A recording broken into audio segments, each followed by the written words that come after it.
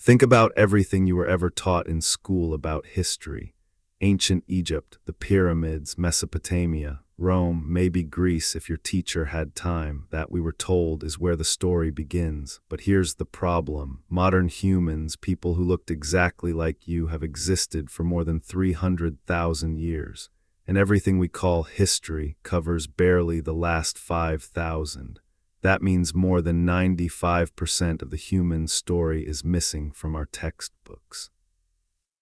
Not summarized, not misunderstood, missing. So where did it go? What were humans doing for nearly 300,000 years before writing, before cities, before civilization itself?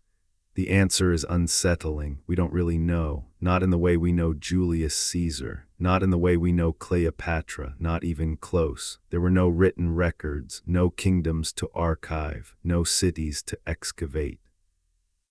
For most of human existence, we left behind almost nothing: a few stone tools, some bones, ashes from long-dead fires, and images scratched or painted onto cave walls by people whose names we will never know.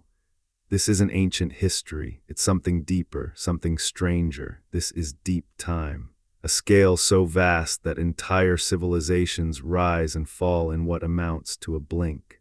And for reasons nobody can fully explain, we barely talk about it. Here's what makes this story truly uncomfortable.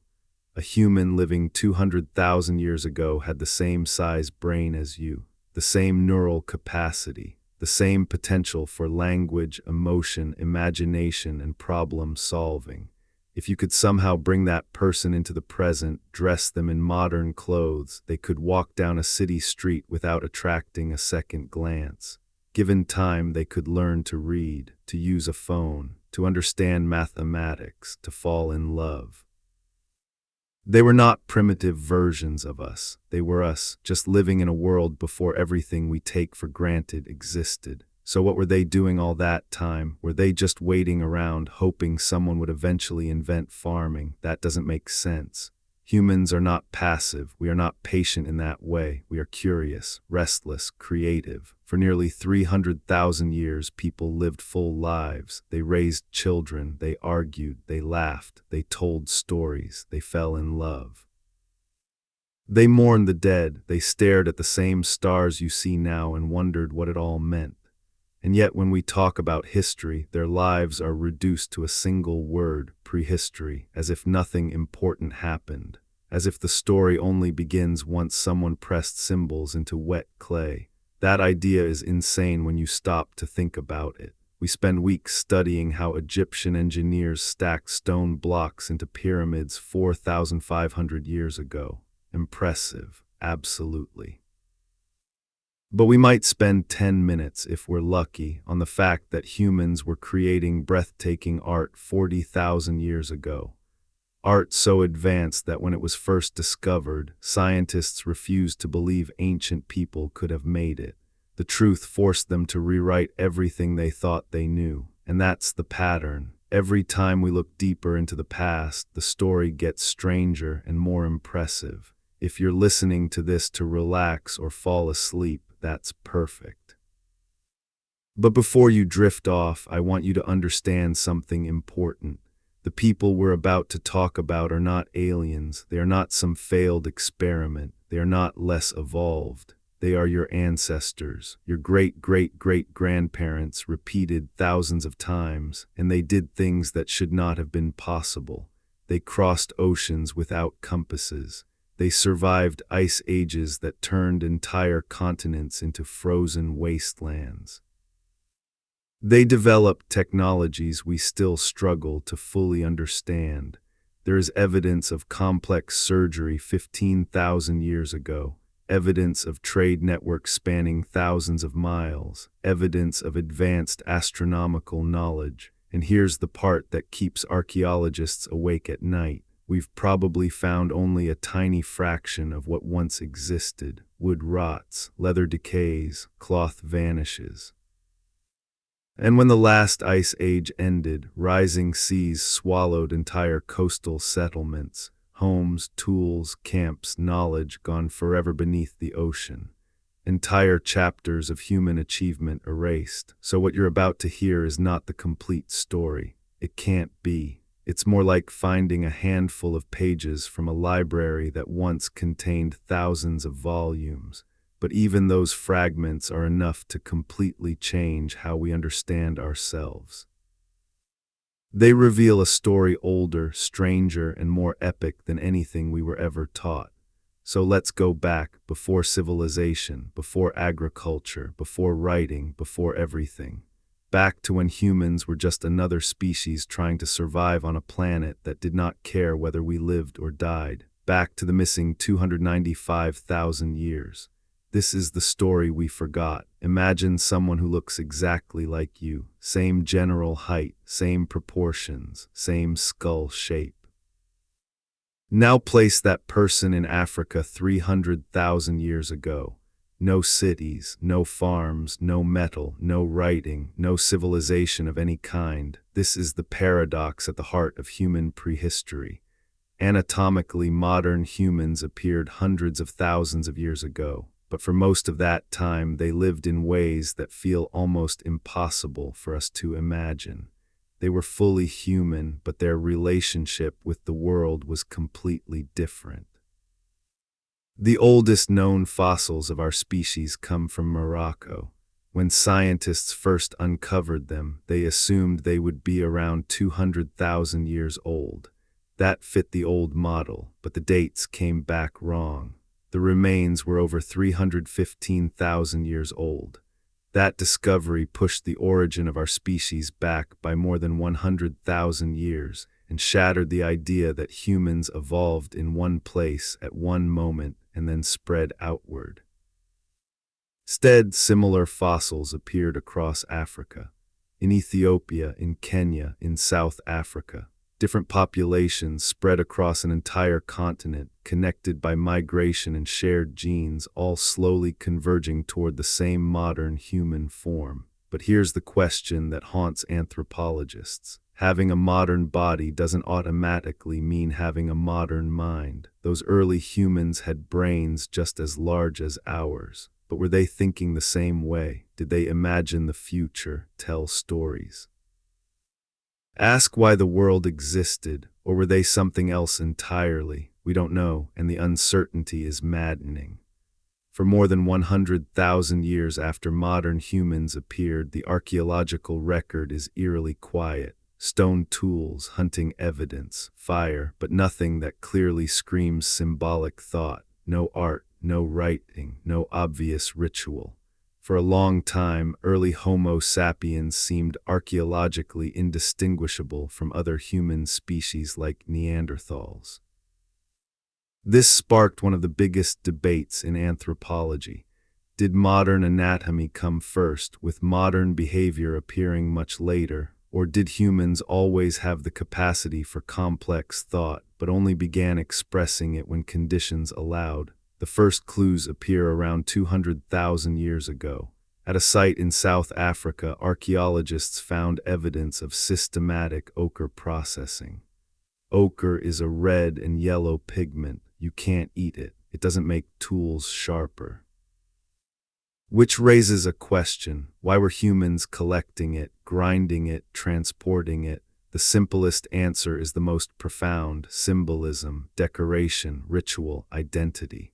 Then, around 100,000 years ago, something even more telling appears. Shell beads, carefully drilled, strung together, worn on the body.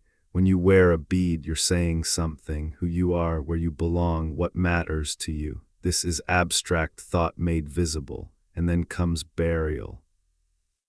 Not bodies discarded or abandoned, but carefully placed into the earth, positioned deliberately, sometimes with objects placed beside them.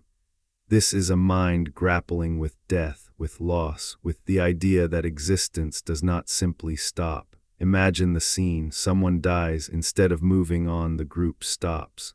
They dig a grave, hours of labor with primitive tools. They arrange the body, perhaps speak words, perhaps perform rituals we will never understand. Then they cover the grave and remember where it is. That act alone tells us something extraordinary. These people understood mortality. They felt grief. They believed life meant something beyond survival. This is not just behavior, this is consciousness. And by this point, humans were no longer alone. Between 300,000 and 40,000 years ago, the world was home to multiple human species at the same time. Different kinds of humans living together, competing, interbreeding. Neanderthals in Europe, Denisovans across Asia. Others we barely understand. Our ancestors knew them. They encountered them. Sometimes they fought. Sometimes they shared food. Sometimes they had children together. The human story was never a straight line. It was messy, chaotic, beautiful, and the biggest mystery remains unanswered. Why us? Why did Homo sapiens survive when all the others vanished? It wasn't intelligence alone. Neanderthals had larger brains. It wasn't tools. Others made tools just as sophisticated. Maybe it was social networks, larger groups, more flexible alliances.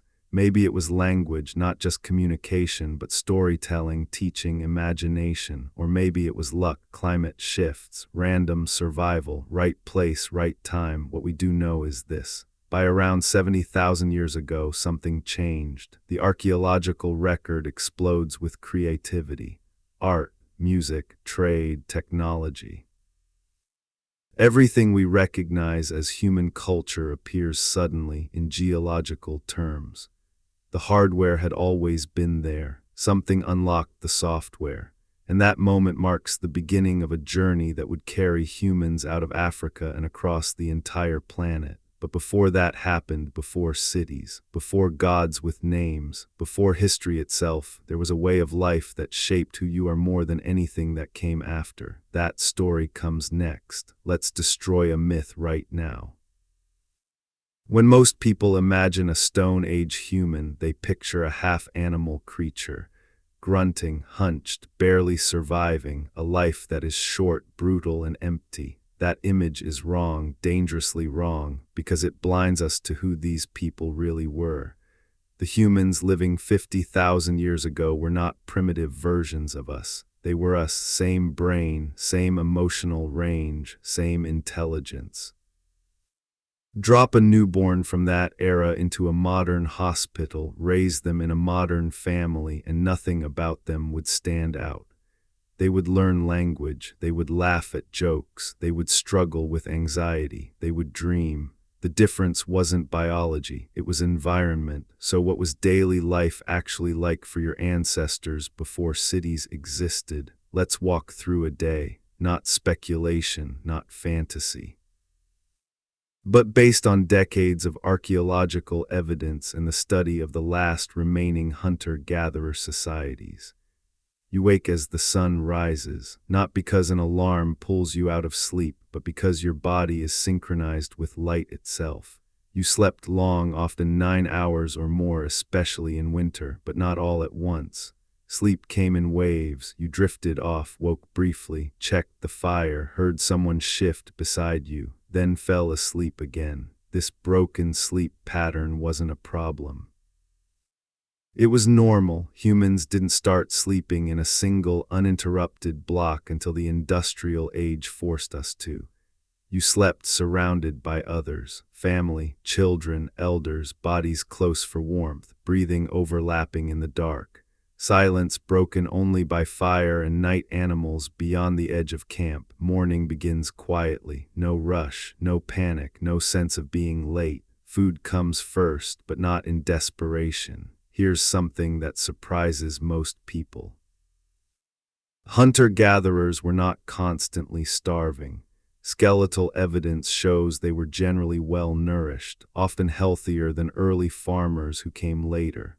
There is food left from yesterday. Dried meat, nuts, roots, berries. You eat enough to feel satisfied, and then work begins. This is where the story turns upside down. The day's work, hunting, gathering, food preparation, takes maybe 3 to 5 hours. That's it. Anthropologists have documented this repeatedly.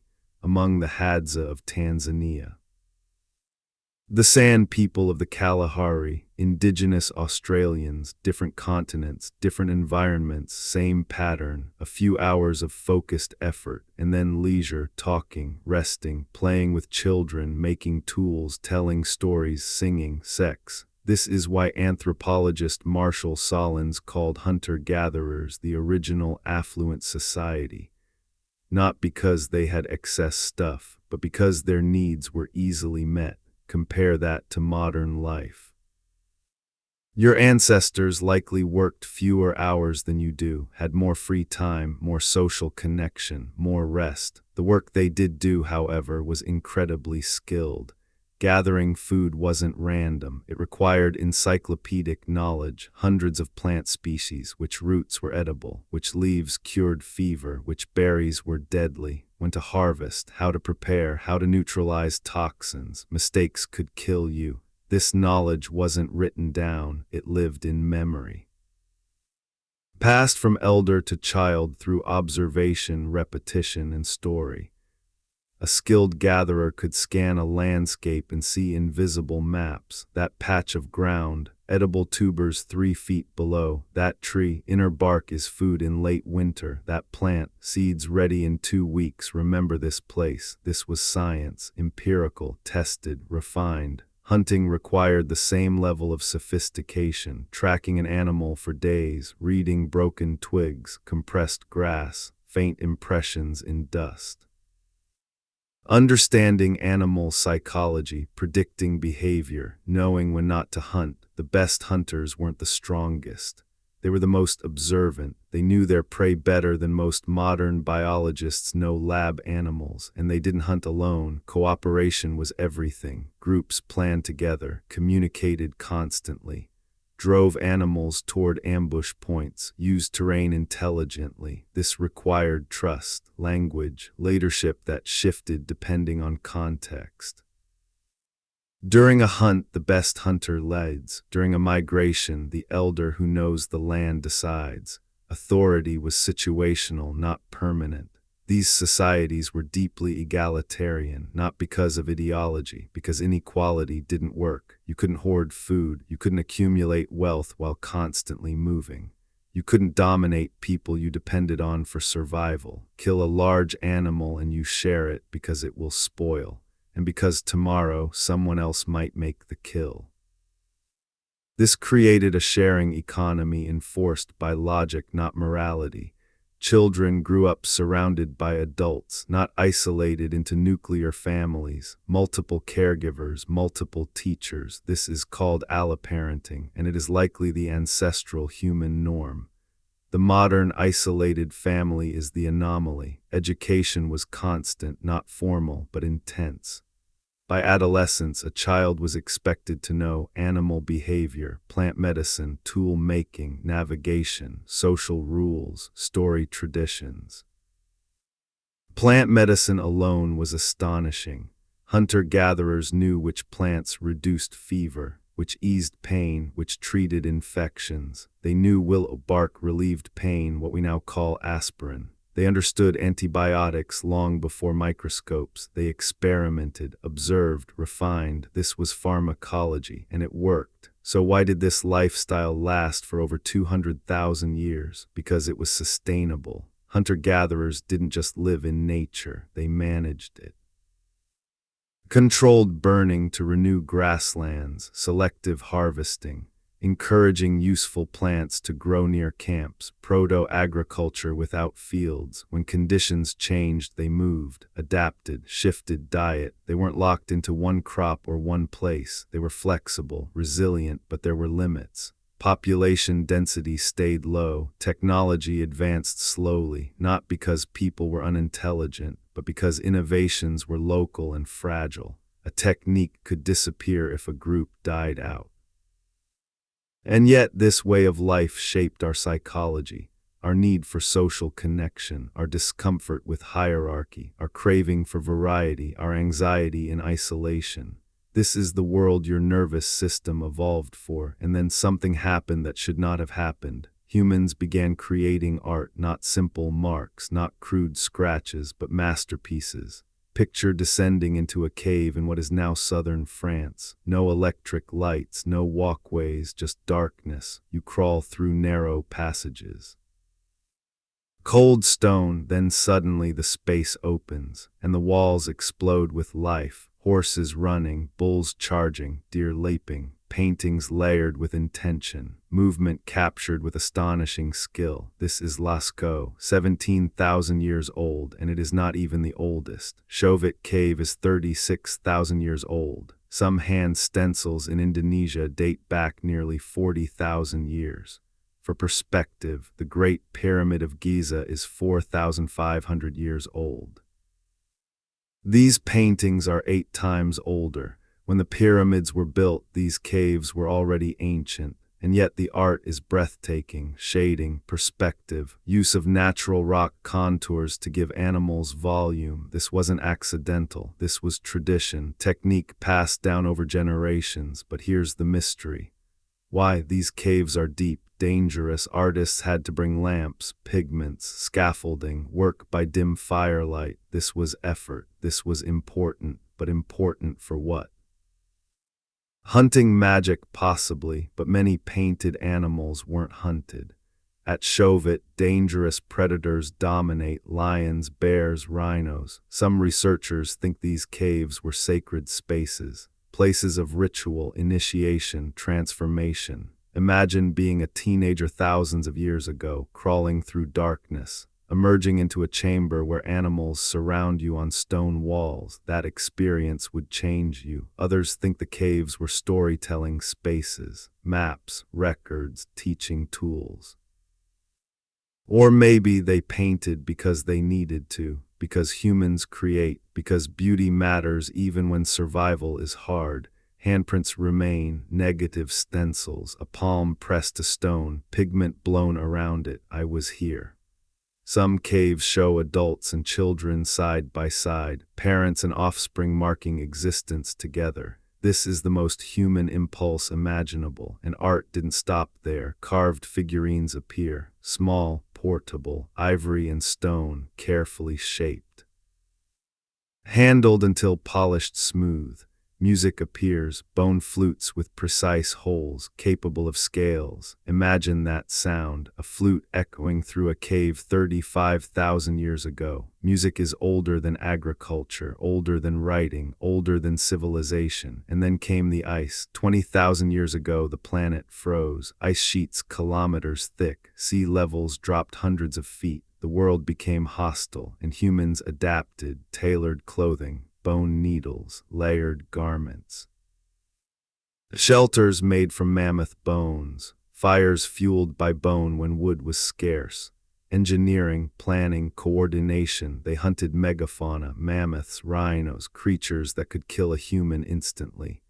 They used terrain, strategy, group coordination. Nothing was wasted. Meat, hide, bone, sinew, fat, everything had a purpose. And during all this, humans nearly went extinct. Multiple times, genetic bottlenecks reduced our numbers to a few thousand worldwide. What saved us was not strength.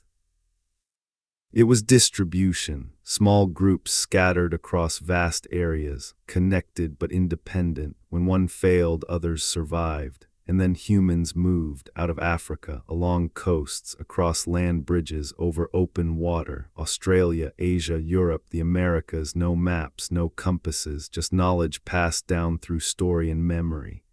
Navigation by stars, waves, birds, patterns. This was the greatest migration in Earth's history, and it happened fast, in evolutionary terms. Within tens of thousands of years, humans were everywhere, but something else was growing too. Belief. Burials became more elaborate. Grave goods, red ochre, flowers, tools placed beside the dead. This is spirituality, not doctrine, not organized religion, but meaning, animism. A living world, rocks with awareness, animals as people, rivers with memory. The world as relationship, not resource. Shamans appear. Human-animal hybrids painted on cave walls, trance, vision, plant medicines. Altered states, these weren't escapes. They were technologies, ways of understanding reality. And then around 11,600 years ago, something appears that should not exist. Massive stone pillars, carved animals, circular enclosures built by hunter-gatherers. This place would later be called Göbekli Tepe. Older than farming, older than cities, older than everything we thought necessary for monument building.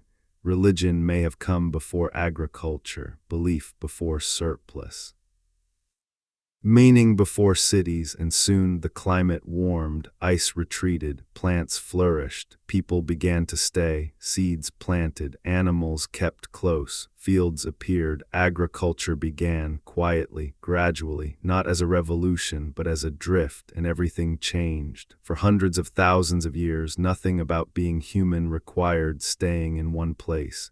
Movement was life, stillness was danger. Your ancestors followed the rhythms of the planet itself, the slow pulse of seasons, the migration of animals across open land, the flowering and dying back of plants that marked time more reliably than any calendar ever could.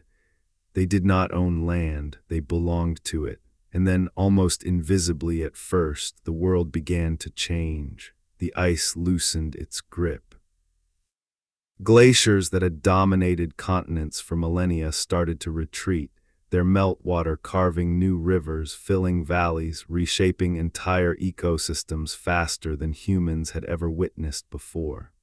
Forests crept northward, grasslands expanded, rainfall patterns shifted. Places that had once been harsh and unpredictable became warmer, wetter, more stable. And in a few regions of the world, just a few, humans noticed something subtle. If you scattered seeds near a camp, plants returned. If you cleared stones from a patch of ground, growth improved. If you stayed a little longer than usual, food did not immediately disappear. At first, nothing about life seemed different. People still hunted, they still gathered, they still moved with the seasons, but now movement slowed. A family might return to the same valley year after year. A camp might remain occupied longer than before. Someone might decide not to follow the herd this time, just this once. No one invented agriculture. There was no moment where a human stood up and declared a new way of life. It was not a revolution, it was a drift. A series of tiny choices, each one reasonable, each one almost unnoticeable on its own. A woman choosing the largest seeds to scatter near a spring. A child bringing home a young animal instead of killing it. A family deciding to repair a shelter instead of abandoning it. Generation by generation, those choices accumulated. Plants began to change. Seeds that clung to their stalks instead of scattering were easier to harvest, so humans unconsciously selected them.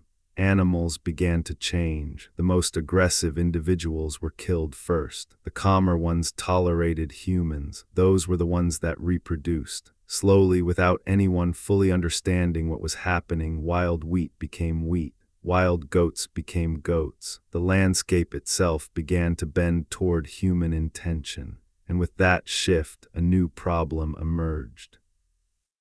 Staying in one place meant vulnerability. If you plant crops, you cannot simply leave when conditions worsen. If you store food, others may want it. If you build shelters, you must defend them. So humans did something they had never done before. They built walls. One of the earliest places where this transformation becomes visible is a settlement we now call Jericho.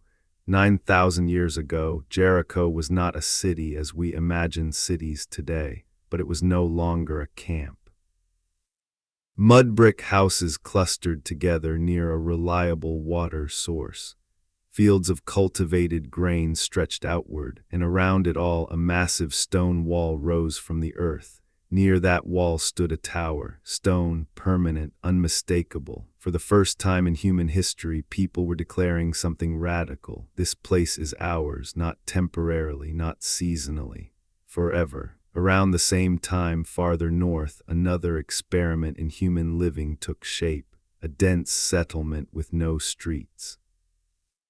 Houses pressed tightly together, walls touching walls. People walked across rooftops and climbed down ladders into their homes.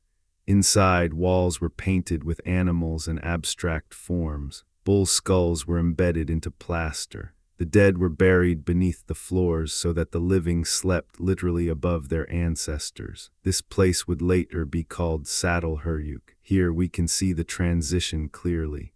People were still close to the old ways, still hunting, still gathering. Still deeply connected to animals and seasons, but they were no longer moving freely across the land. They were rooted, and roots change everything. Farming did not make life easier. In many ways, it made it harder. Archaeologists can see this written in bone. Early farmers were shorter than their hunter-gatherer ancestors. Their teeth showed more decay. Their skeletons showed signs of repetitive labor, bent spines, damaged joints, worn shoulders. Their diets narrowed. Instead of dozens or hundreds of food sources, they relied on a few crops. Wheat, barley, rice, maize. A bad harvest could mean disaster. Disease spread more easily in crowded settlements. Animals kept close to humans passed infections back and forth. Life expectancy often dropped. So why did farming spread? Because it allowed more people to exist. Even if life was harder for individuals, it was successful for populations. Surplus food meant more children could survive. More people meant more labor meant more fields, and once that cycle began, it was difficult to escape. Population pressure locked communities into farming whether they liked it or not. With surplus came specialization. Not everyone had to grow food anymore. Some people became full-time toolmakers. Others became potters, weavers, healers, ritual specialists. Someone had to manage stored grain. Someone had to decide how it was distributed. Slowly, almost inevitably, power concentrated. At first, leadership may have been practical, someone organizing irrigation, someone coordinating storage, but power has gravity. It pulls more power toward itself. Families with more land gained influence. Those with influence secured more resources. Status hardened, became inherited. Hierarchy was born. For hundreds of thousands of years, human societies had been fiercely egalitarian. Now, inequality became possible. And once possible, it became common. Alongside hierarchy came conflict on a new scale. Hunter-gatherers fought, yes, but farming created something new. Territory worth defending, surplus worth stealing, armies fed by stored grain. Violence became organized, systematic, enduring. And then came the invention that officially ended prehistory. Writing. At first, it was not poetry, not stories, not philosophy. It was accounting. Marks pressed into clay to count sheep, to track grain, to record debts. But once symbols exist, they spread. Numbers become names. Names become gods. Lists become laws. Stories become permanent. For the first time, human voices could survive the death of the body that spoke them. History, as we define it, begins here, but something is lost. For nearly all of human existence, knowledge lived in people, in memory, in story, in shared experience. Writing externalized memory. It preserved information, but it also allowed forgetting. Once something is written down, no one has to remember it perfectly anymore. And as societies grew larger, something else faded: intimacy. The deep familiarity of knowing every person in your world from birth to death. The certainty that if you were hungry, someone would share. The constant presence of others. Loneliness as we know it was rare. Isolation meant danger. Now people lived among thousands and felt alone. Civilization brought wonders, architecture, mathematics, astronomy. Art on monumental scales, but it also brought grinding labor. Rigid social classes, slavery, taxation, kings, empires. For every philosopher supported by surplus, there were countless farmers bent over fields from dawn to dusk. For every monument, there were unnamed hands that bled to build it. And yet, civilization was not inevitable. For thousands of years after farming began, many people rejected it. They saw the fields, the walls, the hierarchies, and they chose differently. Some remained hunter-gatherers, others mixed strategies, farming a little, roaming a lot. They traded with farmers, sometimes raided them, sometimes ignored them entirely. These people were not left behind. They were making a choice, a different balance of freedom and security.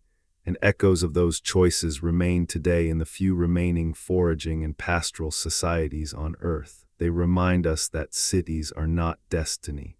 That civilization is one experiment among many. As you listen now, lying still, surrounded by walls and electric light, remember this. For more than 90% of our existence, humans lived without cities, without writing, without kings. Our bodies, our minds, our instincts, they were shaped in a very different world, a world of movement, of shared food, of stories told face to face, of nights spent under open sky. Understanding that doesn't mean rejecting modern life, but it does explain why something often feels wrong. Why stillness can feel suffocating, why isolation hurts, why nature calms us, why hierarchy feels unsettling. You are not broken, you are ancient, and the story is not over. Because even now, beneath concrete and code, the old human is still there, listening, remembering, waiting. The next chapter takes us deeper still, into belief, into meaning, into the question humans have asked since the first burial: what happens after death? Long before temples were built, before priests wore symbols of authority, before gods were given names and genealogies and laws, humans were already doing something profoundly strange. They were caring for the dead, not disposing of bodies, not abandoning them to scavengers, but stopping, pausing life itself, lowering a loved one into the ground with intention. The oldest clear human burials are more than 100,000 years old. That alone should change how we think about the past. Because burial is not survival behavior. It does not help you hunt. It does not gather food. It does not protect you from predators. It costs time, energy, safety. And yet, again and again, across continents and across tens of thousands of years, humans did it anyway. Bodies were positioned carefully, hands arranged, sometimes facing a particular direction, sometimes accompanied by tools, ornaments, or food, and almost everywhere something else appears: red ochre.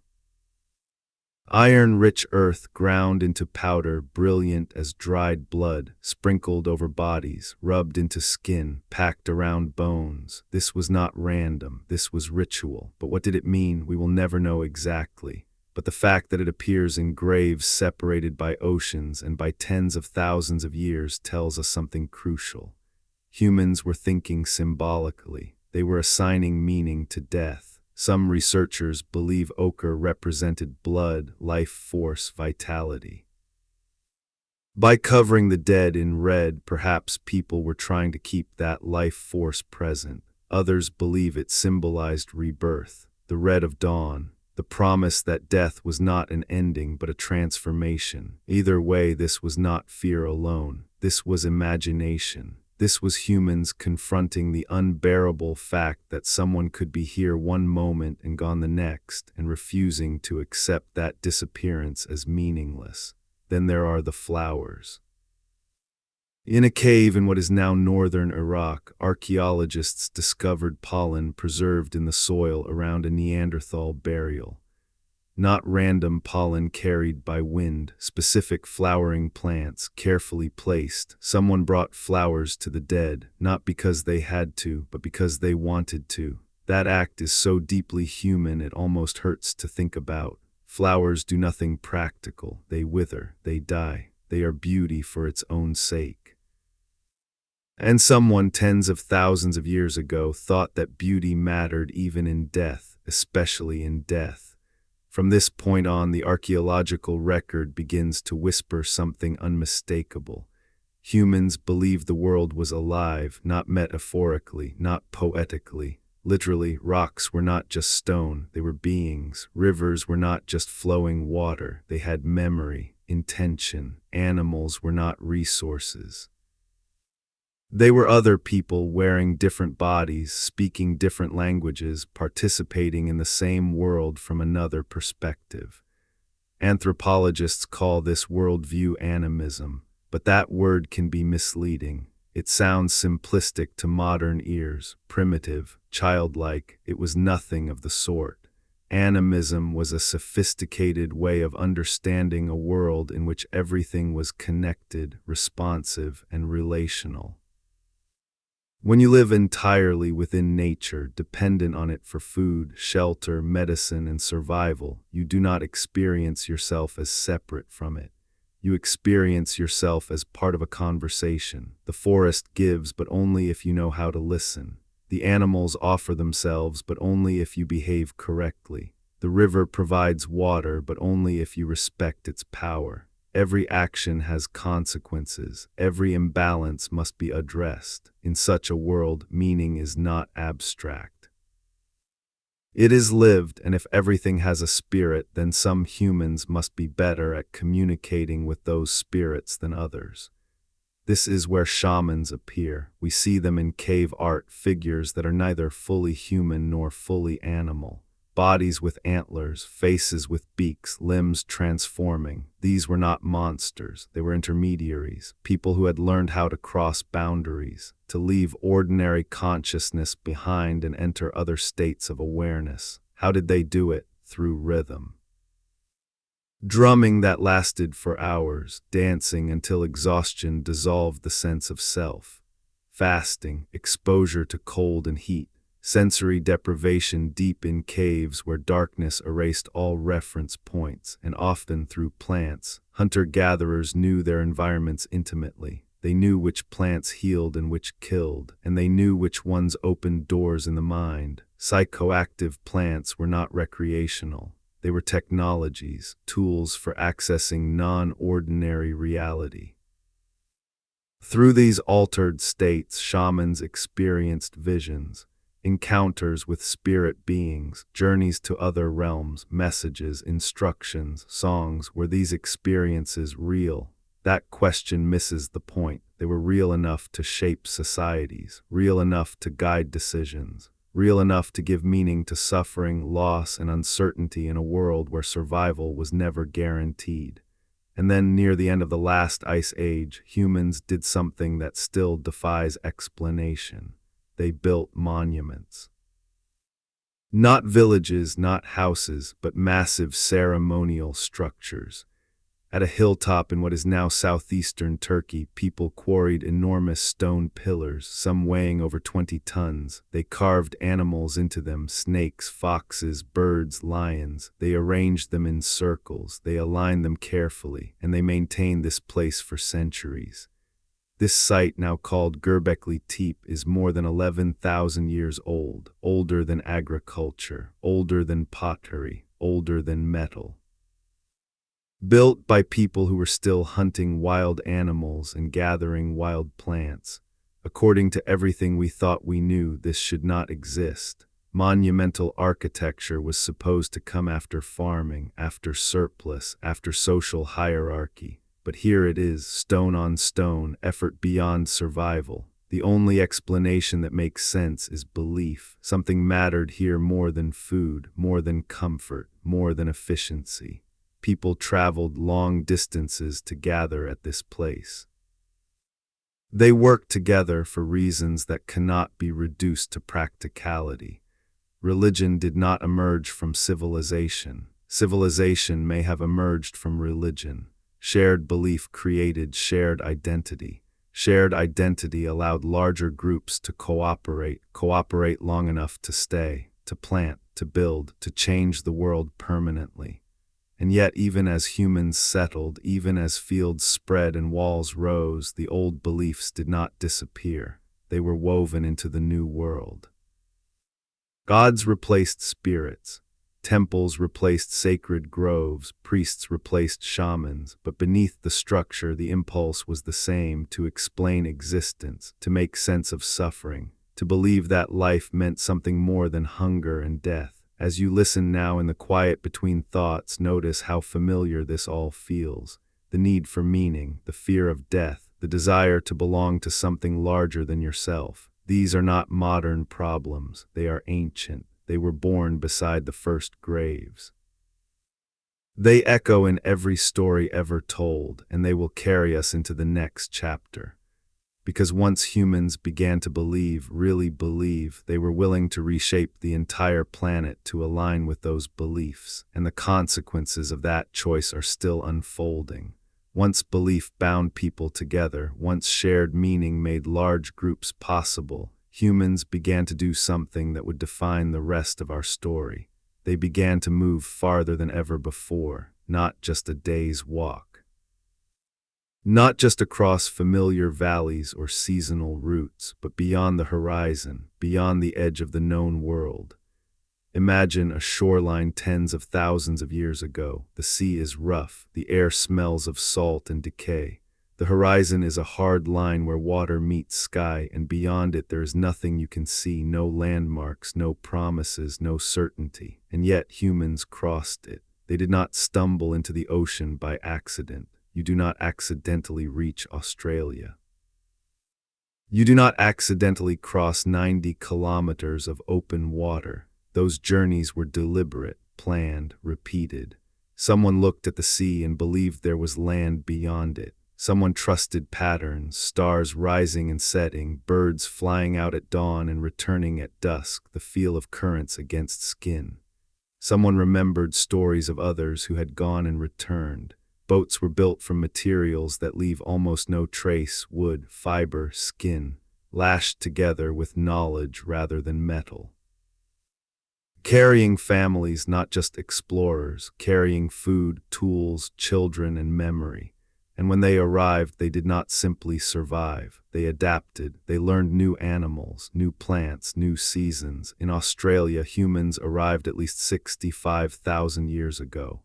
They entered a world unlike anything their ancestors had known: giant marsupials, strange birds, landscapes that burned and bloomed in cycles that demanded deep understanding. And humans did not destroy it overnight. They learned how to work with fire, not as a weapon, as a tool. Carefully timed burns refreshed grasslands, guided animal movements, reduced catastrophic wildfires. The continent itself became a managed landscape, a human-shaped ecology. At the same time, other groups were moving north, into colder regions, places where winter could kill an unprepared human in hours. They responded with invention, tailored clothing, layered garments, shelters partially sunk into the ground. Bone, hide, and fur combined with precision.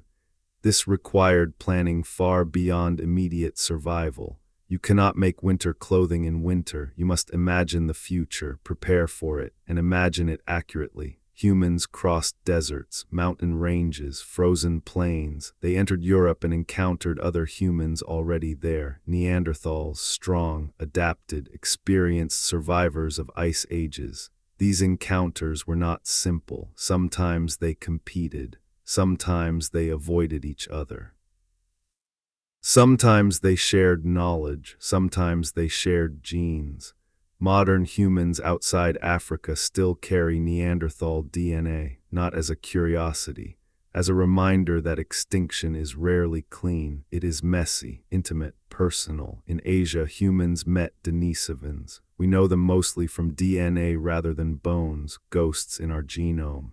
Their genes helped some modern populations adapt to high altitudes. Survival itself became collaborative across species. And then, toward the end of the Ice Age, humans crossed into the Americas. Whether by land, by sea, or by both, they moved with astonishing speed.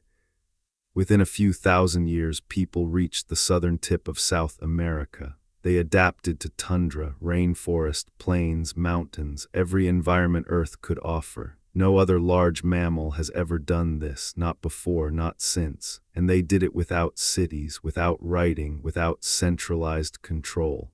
They did it with knowledge carried in minds, encoded in stories, remembered through ritual, and that knowledge was precise. Oral traditions were not vague myths, they were memory systems, maps disguised as stories, calendars hidden in songs, warnings embedded in legends. In Australia, some oral histories described coastlines that vanished when sea levels rose more than 7,000 years ago.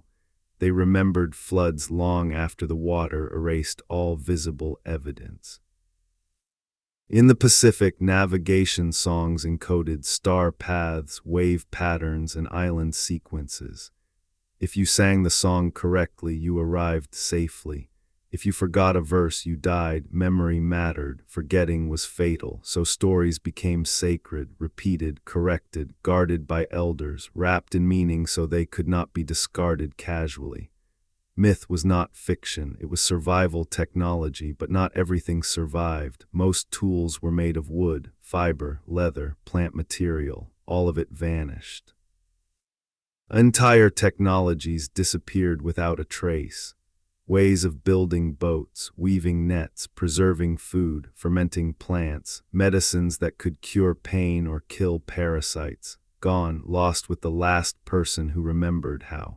When archaeologists find a single strange artifact, a carved bone with unexplained markings, a tool type that appears briefly and vanishes, they are seeing the shadow of something much larger. A tradition, a school of knowledge, a way of thinking that flared briefly and went extinct. We imagine progress as a straight line, primitive to advanced, but the truth is tangled. Human history is a forest of branching paths. Some lead to cities, others to dead ends, others to knowledge that was abandoned, forgotten, or deliberately left behind. There may have been experiments with early farming that failed, attempts at domestication that never spread, counting systems, mechanical ideas, symbol systems scratched into bark or knotted into rope that left no archaeological trace. Some of the greatest minds who ever lived may have been nameless hunter-gatherers. The first person who realized heat-treating stone made it easier to shape. The person who discovered how to neutralize poison in a plant, the navigator who connected a star's position to a safe ocean route. They left no monuments, no names, no written words, but their ideas survived long enough to carry humanity forward.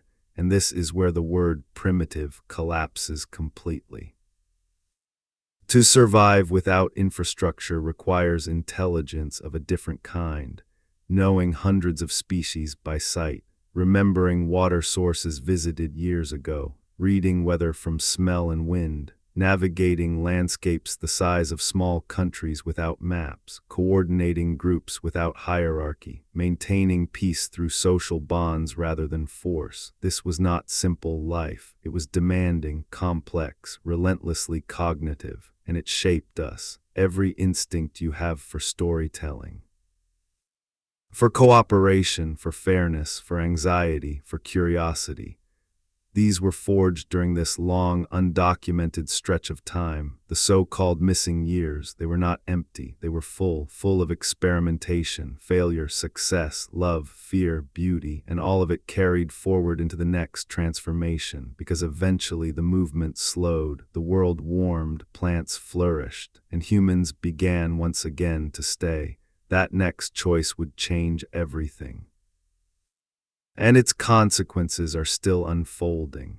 For most of human existence, movement was freedom. If the land failed, you left. If animals vanished, you followed new trails. If conflict grew dangerous, you moved away. Staying was optional. And then slowly, quietly, staying became unavoidable. As farming spread and settlements grew, humans crossed a threshold they could not easily return from. Fields do not move, walls do not walk, stored food ties you to a place as firmly as chains. With that tie came consequences that no one could fully foresee. When you plant crops, you are making a bet on the future. You are saying that the rain will come when it should, that pests will not overwhelm you, that frost will not arrive too early, that the soil will continue to give what it gave last year. For hunter-gatherers, risk was spread across many food sources. For farmers, risk narrowed. When it failed completely. So humans began to plan more aggressively. They built granaries. They counted harvests, they measured land, they kept track of who owed what, and tracking creates hierarchy. Someone must decide how food is distributed during scarcity. Someone must enforce those decisions. At first, these roles may have been temporary, but power has a way of becoming permanent. Those who controlled storage controlled survival. Those who controlled survival became leaders, and leaders became rulers. This was not evil, it was structural. Large populations require coordination. Coordination requires authority. Authority concentrates power, and power, once concentrated, rarely dissolves on its own. For the first time in human history, inequality became embedded in daily life. Some people owned land, others worked it. Some ate well, others lived on the edge of hunger. Some were protected by walls, others defended them. Your ancestors, who for hundreds of thousands of years had lived in societies where no one could command another permanently, now lived under rules they did not create. And this reshaped the human mind. Obedience became necessary. Routine replaced variety. Workdays stretched from sunrise to sunset, not for survival alone, but to support systems larger than any individual. Temples rose not just as places of worship, but as centers of power. Grain flowed inward, decisions flowed outward. Gods began to resemble kings. Kings began to claim divine approval. The old animistic world, alive, relational, responsive, was reorganized into hierarchies. Heaven above, earth below, humans in between, and somewhere in this transition something subtle was lost. For tens of thousands of years, knowledge lived in everyone. Now knowledge specialized. A priest knew the rituals, a scribe knew the symbols, a ruler knew the law. Most people knew only their labor. Writing preserved information. But it also separated people from it. If the story is written down, you do not have to remember it. If the law is carved in stone, you do not negotiate it. If the calendar is controlled by elites, time itself becomes external. And yet civilization brought brilliance, mathematics, astronomy, engineering, art that soared toward the sky, cities that glowed with firelight at night, philosophy, science, stories that could travel across centuries intact. Human potential exploded outward.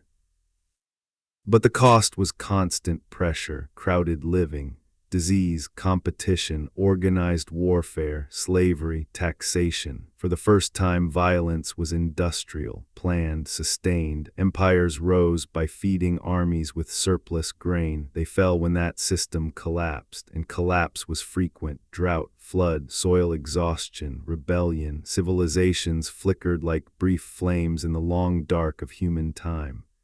Thousands of years of building could vanish in a century, sometimes less. And when they fell, people returned to older ways, scattered, mobile, adaptive. Again and again, history resets, but the deep memory of movement never vanished. It lives in your body, in your restlessness, in the way staying in one place too long feels wrong even when it is comfortable. It lives in your love of travel, your fascination with maps, your instinct to leave when things feel unbearable. You are descended from people who survived by knowing when to go, and now here you are.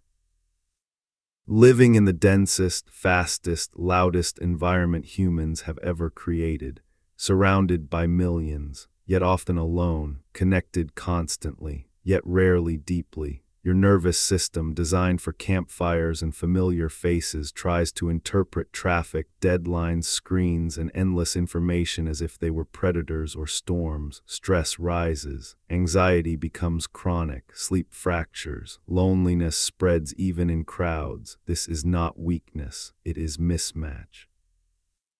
A Stone Age brain navigating a world it did not evolve for. Understanding this changes the question, not what's wrong with me, but what kind of creature am I really? You are a cooperative primate shaped by small groups. You are a storyteller evolved to share meaning face to face. You are an animal designed for movement, variety, and belonging. No amount of technology has rewritten that. It has only layered over it. and beneath those layers the old instincts remain, the need for connection. The pull of nature, the calm that comes from rhythm, from firelight, from shared silence.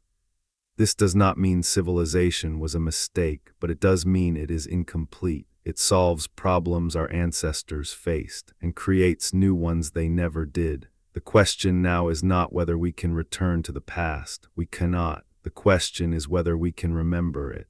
Because buried beneath the cities, beneath the schedules, beneath the noise, is a long, successful instruction manual for being human. One written not in words but in bodies, in habits, in instincts, in stories passed mouth to mouth for tens of thousands of years. And remembering does not require abandoning the present. It requires integrating the past, finding ways to bring movement back into stillness, community back into isolation, meaning back into routine, because the future will test us again. Climate is changing, resources strain, systems tremble. And the same species that once survived ice ages, bottlenecks, and near extinction will be asked once more to adapt. The difference is this time we will have to do it consciously. Even after cities rose, even after walls replaced horizons and calendars replaced seasons, something ancient never disappeared. It went quiet, it went underground, but it never left. The old human, the one shaped by firelight and movement, by faces known for a lifetime, by nights spent listening to wind and animals beyond the circle of warmth, continued to live inside the new world. Civilization did not erase our earlier nature, it buried it, and buried things have a way of resurfacing. You can see it in moments when modern life pauses, when the power goes out and people gather instinctively, lighting candles, talking more softly, sitting closer together. When a group shares a meal and conversation stretches long into the night and time seems to loosen its grip. When someone walks into a forest or a desert or along the edge of the sea and feels something inside them settle, as if a pressure they didn't realize they were carrying has finally been released. That feeling is not nostalgia, it is recognition. Your body remembers a world older than streets and screens. It remembers how to belong without effort. It remembers what it feels like to exist without constantly measuring time, productivity, or status. For nearly all of human history, no one asked what you did for a living. There were no careers, there were roles, but they shifted. Hunter in the morning, storyteller at night, caregiver always. Identity was fluid. You mattered because you were known, because your absence would be noticed, because the group needed you not as a function, but as a person. This is why loneliness hurts so deeply. Not because you are weak, but because for hundreds of thousands of years, isolation meant death. Being alone was not an emotional state, it was an emergency. Your nervous system still treats it that way. When you feel disconnected, your body reacts as if something has gone terribly wrong, because once, long ago, it had. Modern life offers connection without presence, voices without bodies, faces without shared space, information without intimacy. And the ancient mind struggles to translate that into safety. You can also see the old memory in the way humans respond to stories. Long before writing, stories were how knowledge survived. They were how danger was remembered, how wisdom moved across generations. A story could teach a child where not to walk, which animal not to provoke, which season brought floods. Stories were compressed experience, lessons paid for by someone else's pain so you wouldn't have to repeat it. That is why stories still move us. Why facts alone rarely change us, but narratives do. Why we listen more closely when meaning is wrapped in voice and rhythm. Your brain evolved to learn this way, around fires, in circles, with pauses, with repetition, with emotion, not from lists, not from bullet points, from stories that could be felt as well as heard. And then there is the question of purpose. For most of human existence, purpose was immediate: keep the group alive, care for children, maintain balance with the world around you.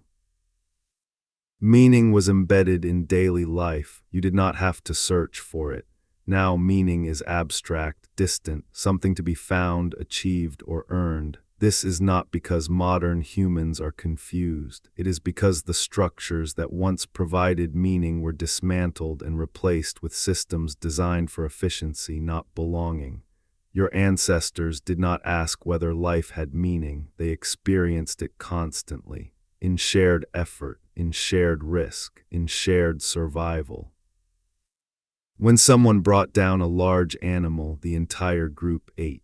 When someone died, the entire group mourned. Joy and grief were collective, carried together, and that collective carrying made both bearable. None of this is to romanticize the past. Life was hard, dangerous, loss was frequent, children died, injuries healed slowly or not at all. There was fear, there was hunger, but suffering was not private. It was witnessed, shared, held, and that made all the difference.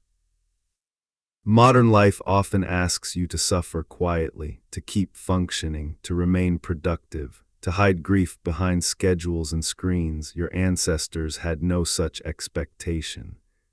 Grief stopped the group. Death was not hidden. Bodies were touched. Goodbyes were real. Time was given. That rhythm shaped the human heart, and it still beats that way, even now. Which is why moments of shared ritual, funerals, weddings, festivals, music, still feel powerful. They temporarily restore an older pattern.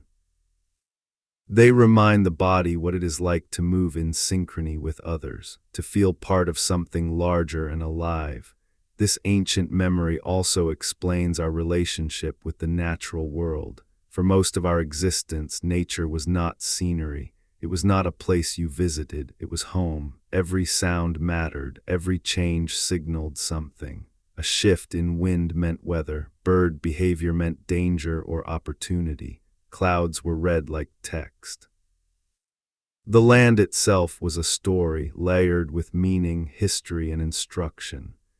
Today, many people live surrounded by concrete and glass, disconnected from these signals, and something inside them grows restless. Attention fractures, anxiety rises, not because nature is romantic, but because the human brain evolved expecting constant environmental feedback.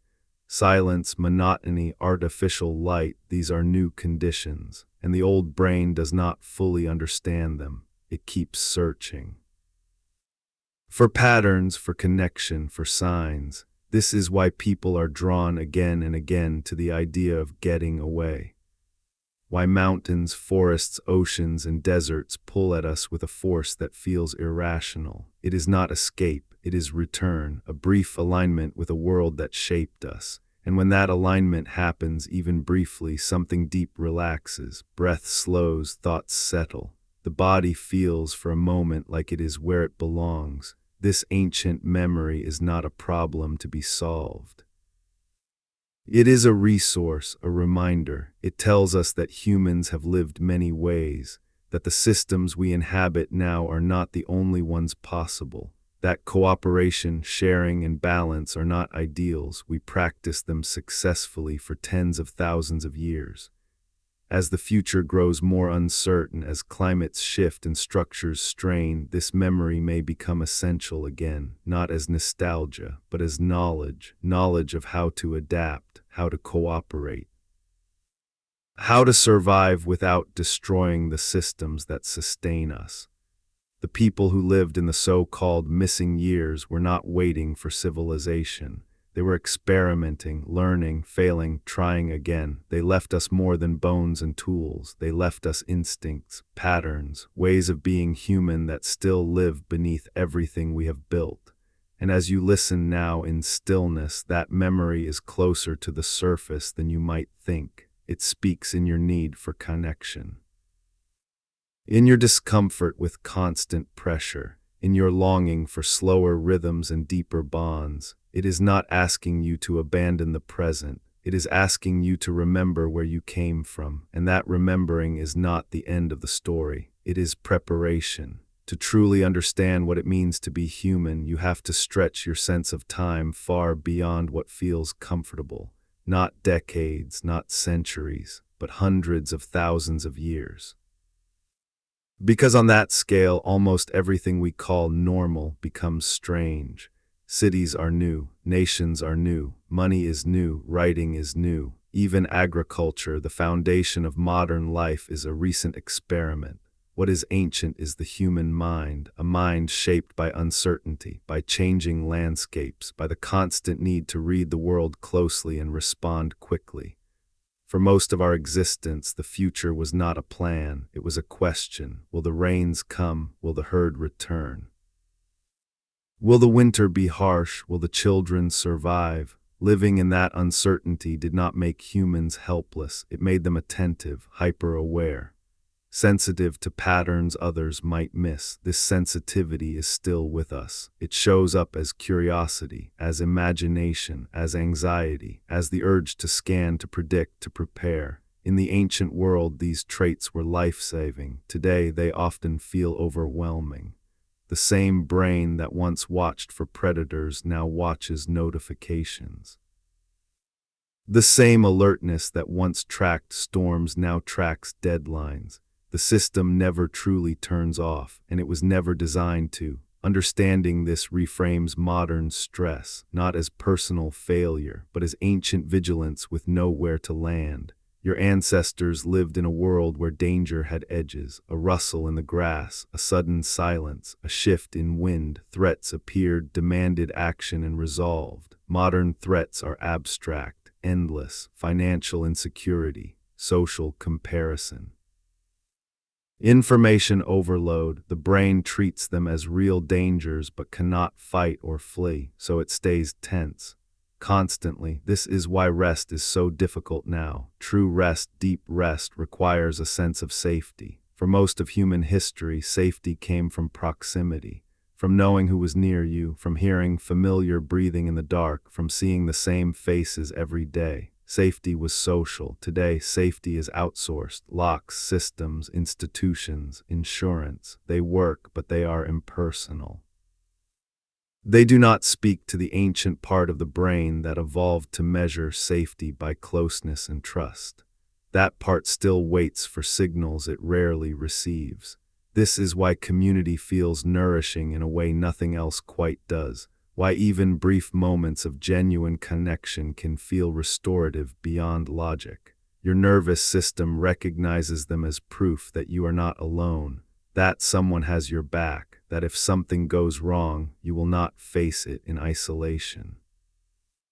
This was once the default condition of being human. Now it is something we have to consciously create. The long view also reveals something else. Human progress has never been smooth. It has never been guaranteed. Again and again, populations expanded and collapsed. Climates shifted. Resources vanished. Technologies were forgotten. Knowledge was lost, and yet humans persisted, not because we dominated nature, but because we adapted to it.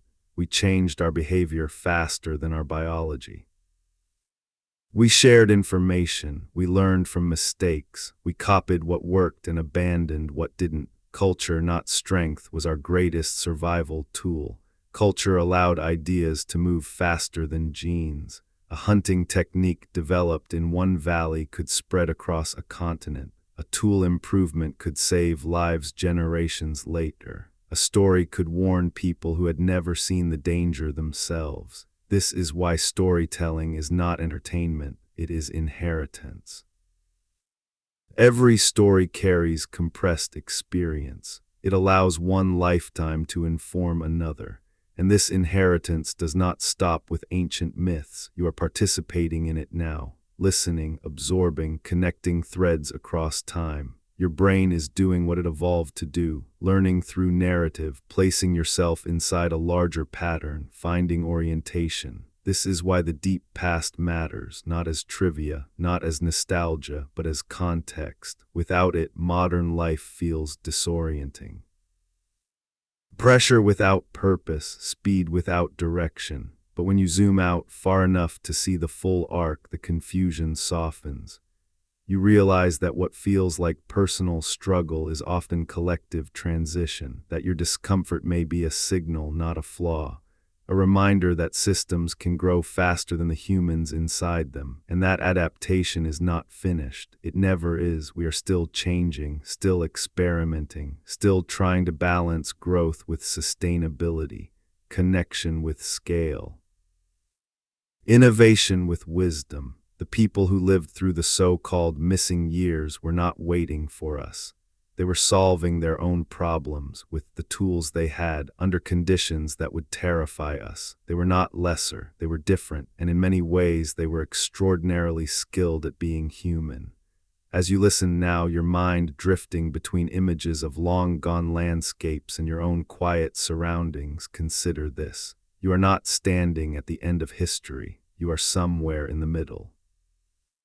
A point along a very long line. Behind you are people who survived ice ages, droughts, predators, and near extinction. Ahead of you are people who will look back on this moment and wonder how you responded, what you chose to preserve, what you chose to change. The deep past does not tell us what to do, but it reminds us what is possible, that humans can live differently, that we always have. That adaptation is not a failure of identity, it is the core of it. Every human alive today is carrying something ancient, not metaphorically. Literally, inside your cells, inside the quiet instructions written into your DNA, are the solutions that allowed a small population of fragile primates to survive a world that tried again and again to erase them. Your ancestors did not know they were exceptional. They did not know they were writing the longest chapter of human history. They were simply responding to what was in front of them: cold, hunger, danger, loss. And they responded not with dominance but with cooperation, not with brute strength but with awareness, not with isolation but with connection. Those responses became patterns, those patterns became instincts, and those instincts were passed down generation after generation until they arrived in you. This is why certain things feel natural even when society discourages them, why you relax around fire, why rhythm pulls you in, why shared meals feel grounding.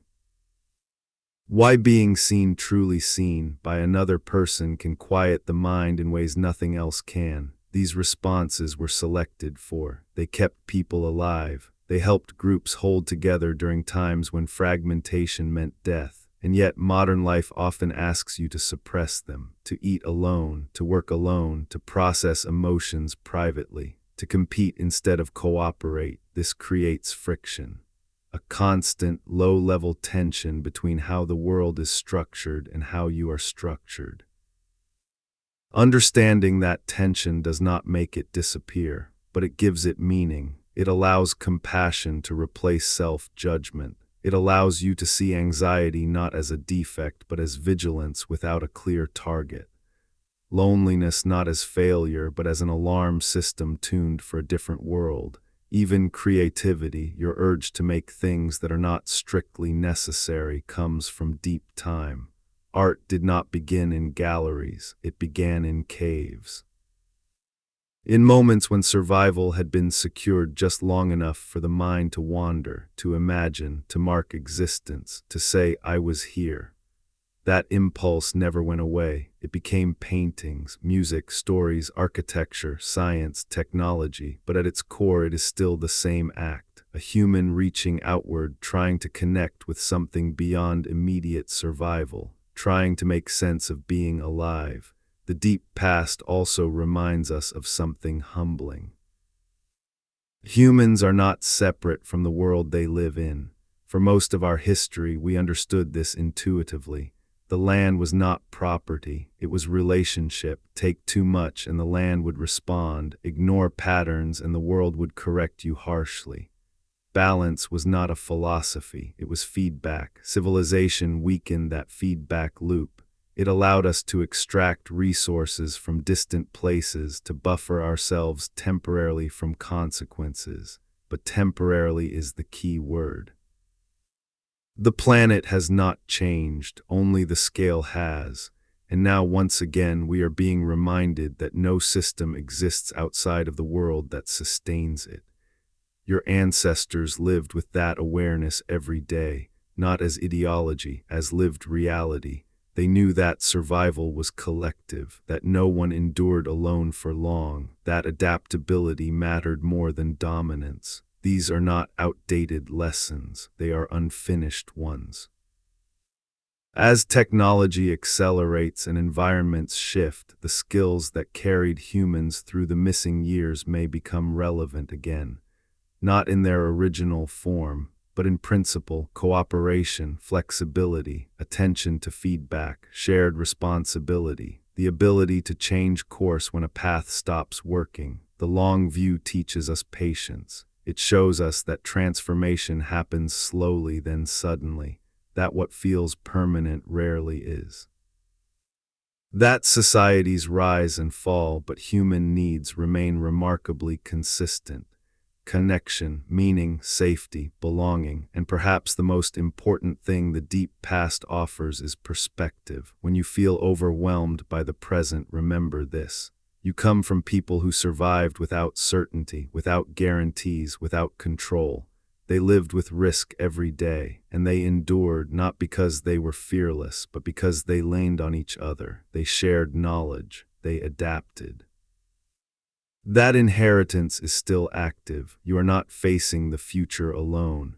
You are backed by hundreds of thousands of years of human experience, encoded not as instructions but as capacity. The capacity to learn, to cooperate, to rebuild, to imagine alternatives. The story of the missing years is not about what we lost. It is about what we gained. A foundation strong enough to support everything that followed and everything that is still to come.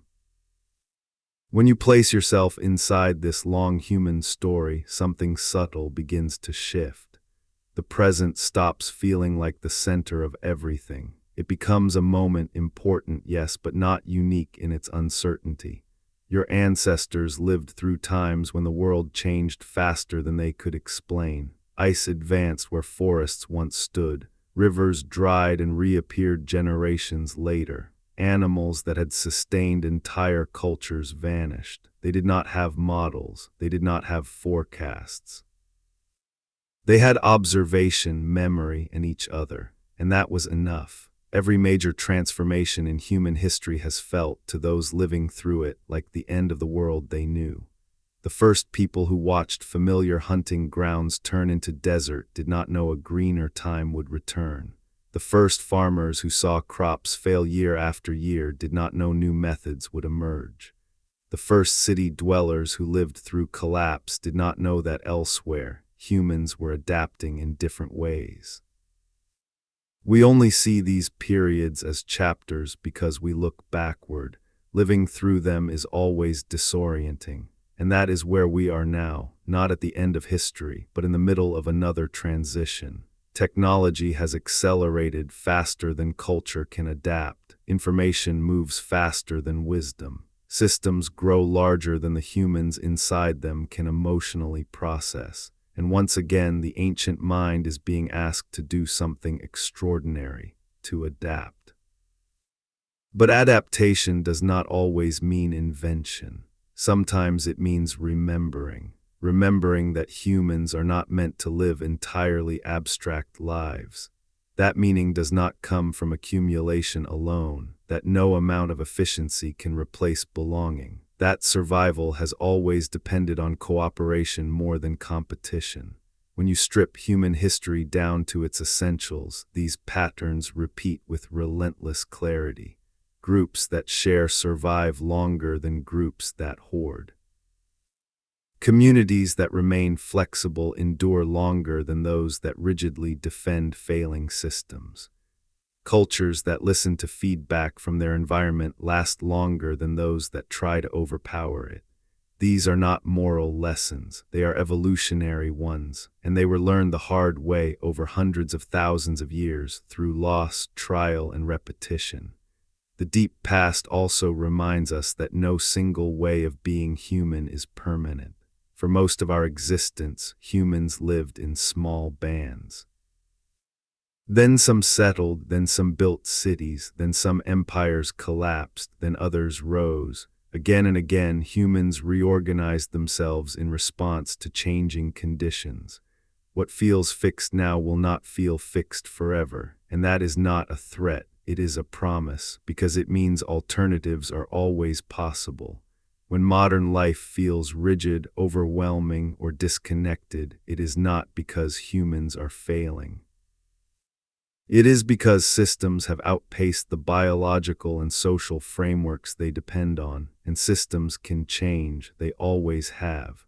The people of the deep past were not bound by ideology. They were bound by necessity. If something stopped working, it was abandoned. If cooperation improved survival, it was embraced. If movement was required, they moved. That pragmatism is part of your inheritance. So is resilience. Resilience not as toughness, but as the capacity to bend without breaking. To grieve and continue. To lose knowledge and rebuild it, to start again without shame. Many of the people who carried humanity through its most dangerous bottlenecks never knew whether their children would survive. They acted anyway, they taught anyway, they shared anyway. Hope for them was not optimism, it was action, it was doing what needed to be done even without certainty. That quiet persistence is still here. It shows up when people help each other during disasters. When communities form spontaneously in moments of crisis, when strangers share resources without being asked, these are not anomalies, they are default human responses under pressure. Civilization often hides them, crisis reveals them. This is why moments of shared difficulty can feel strangely clarifying. The noise falls away, priorities sharpen, connection reemerges. The old human steps forward, not because the past was better, but because the past trained us for moments like this. The missing years were not idle, they were preparation. They were the long apprenticeship of our species. And now, standing on the edge of the present, with the future uncertain and the past finally coming into focus, we are faced with a familiar question. Not what will happen, but how will we respond? That question has been asked before, answered before, and every time the answer has depended less on technology than on relationship, less on control than on cooperation, less on certainty than on adaptability. The story is still unfolding, and you are part of it. When you step back far enough, one truth becomes impossible to ignore. Humans have never been defined by stability. We are defined by transition, by the ability to live inside uncertainty without freezing, by the capacity to reorganize ourselves when the old ways stop working. That ability was not learned in cities. It was learned long before, in the missing years. In the time when survival depended on reading subtle signals and responding before it was too late. Those ancient humans did not wait for permission to adapt. They experimented, they failed, they tried again. If a hunting strategy no longer worked, it was abandoned. If a migration route became dangerous, it was rerouted. If a tool broke, it was redesigned. There was no ideology to defend, only life to preserve. That mindset, flexible, observational, pragmatic, is still encoded in us. But modern systems often resist change. They reward repetition. They punish deviation. They demand loyalty even when they no longer serve human needs. This creates tension, not because humans have become weaker, but because the environments we have built sometimes work against the instincts that once kept us alive. The deep past reminds us that adaptability is not chaos. It is intelligence responding to reality. Your ancestors did not cling to identity at the cost of survival. They changed roles, they changed places, they changed methods. They did not ask whether adaptation made them less authentic. They asked whether it worked. That clarity is easy to lose in complex societies. Rules multiply, structures harden, change becomes threatening, but biology does not negotiate. When conditions shift, adaptation follows or extinction does. This has always been true. The difference now is scale. The consequences of inaction ripple faster and farther. And yet the tools we need are not entirely new. They are older than civilization itself. attention, cooperation, shared responsibility. The willingness to listen to feedback, whether from people, from ecosystems, or from our own bodies. For most of human history, ignoring feedback was fatal. Overhunt an area and it empties. Disrespect water sources and people get sick. Ignore social bonds and the group fractures. Feedback was immediate and unforgiving. Modern life buffers us from these signals, delays consequences, softens warnings until they arrive all at once. And when they do, people often respond with shock, confusion, fear. But your ancestors lived with feedback daily. They expected it. They adjusted. This does not mean they were calm or fearless. It means they were practiced at uncertainty, practiced at change, practiced at starting over. That practice is still available to us. It lives in the human capacity to form community quickly, to improvise solutions, to share resources under pressure, to prioritize when illusions fall away. You see it after storms, after earthquakes, after systems fail. Strangers help strangers, hierarchies flatten, the essential becomes clear. For a moment, the ancient human emerges, not as a regression, but as a reminder. This is who we are when stripped of excess. This is how we function when survival matters more than status. The challenge of the present is not that we lack intelligence or innovation. It is that we have forgotten how much of our strength comes from relationship, from trust, from shared effort. The deep past tells us that no individual survives alone for long, not then, not now. And perhaps the most important thing those missing years teach us is humility. Every generation believes it stands at the peak, that it has solved the fundamental problems, that its systems are permanent. History tells a different story. Civilizations come and go, languages vanish, technologies become obsolete, but humans persist because we are not defined by what we build. We are defined by how we respond when what we build no longer holds. That response again and again has been adaptation through connection, through learning, through remembering what matters when everything else falls away. As you listen now in stillness, you are doing something deeply human. You are stepping out of the immediate moment and placing yourself inside a longer story. You are remembering that you did not arrive here alone, that your presence is the result of countless acts of care, cooperation, and resilience stretching back hundreds of thousands of years. The people who lived before history did not know your name, but they made your existence possible. And the choices you make, how you relate, how you adapt, how you respond to change, will echo forward just as theirs echo now. The story is not finished. It never is. It is carried forward one generation at a time, quietly, patiently. Through people who remember how to be human even when the world forgets. So here you are now, after walking through hundreds of thousands of years of human memory. After standing beside ancient fires, after crossing ice, oceans, forests, and deserts with people whose names were never written down but whose lives made yours possible, nothing more is required of you tonight. The hardest part was already done. Your ancestors endured the cold. They crossed the unknown. They survived scarcity, danger, and near extinction so that you could exist in a world where you are safe enough to listen, safe enough to rest, safe enough to wonder. All of that effort lives quietly inside you, in your breath, in your heartbeat, in the way your mind settles when the noise finally fades. As you drift towards sleep, remember this. You are not disconnected from the past. You are its continuation. The same stars that watched over hunters, gatherers, artists, and travelers are still shining above you now, even if city lights hide them, even if clouds cover the sky. They are there, they always have been, and somewhere deep in your mind those old fires are still burning. Those old stories are still being told, not in words but in instincts, in longings, in the quiet understanding that you are part of something vast and ongoing. If this journey helped you feel that connection, if it slowed your thoughts, softened your breath, or reminded you that you belong to a story much larger than yourself, you can gently support this channel by subscribing. It helps keep these stories alive. It tells the algorithm gods that you want more nights like this. And before you drift off completely, I'd love to know something. Where are you listening from right now? A city glowing late into the night, a quiet town, a place where the stars still cut through the dark.